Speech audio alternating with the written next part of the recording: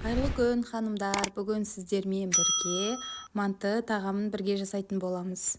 Ең алдымен ыдысымызға суымызды және тұзымызды қосып жақсылап араластырып тұзымызды ертіп аламыз. Содан кейін үстіне ұнымызды қоса отырып, әдемілеп қамыр илейтін боламыз. Қамырларымызды пакетке салып, июі қанып тұруы үшін шамалы уақытқа қойып қоямыз. Ендігі кезекте ішіне салмасын бірге дайындайтын боламыз. Ол үшін ең алдымен пиязымызды және картобымызды ұсақтап, дәл осылай турап ыдысымызға саламыз. Тұзымызды, бұрышымызды және тартылған етімізді, яғни фаршымызды қосып, барлығын жақсылап араластырамыз.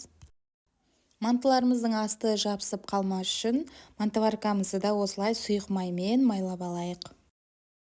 Жаңағы июін қандырып қойған қамырымызды жайып алғаннан кейін осылай 4 етіп бөліктерге бөліп алайық. Үстіне салмамызды салып, мантыларымызды дәл осы видеодағыдай етіп әдемілеп түйіп шығатын боламыз. Менің каналымда өте көптеген тағамдардың, тәттілердің және салаттардың дайындалу жолының рецептілері бар. Каналымды жоғалтып алмас үшін міндетті түрде каналыма тіркеліп алыңыздар.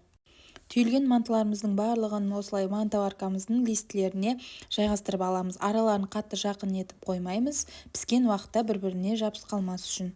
Қайнап тұрған суымыздың үстіне мантыларымызды қойып, уақытқа қараймыз және 45 минуттан кейін мантымыз дайын болады. Өте дәмді және тойымды тағамдарымыздың бірі манты деп аталатын тағамымыз дайын. Егер де менің видеом ұнаған болса, достарыңызбен бөлісіп, лайк басып, комментарий жазуды ұмытпаңыздар.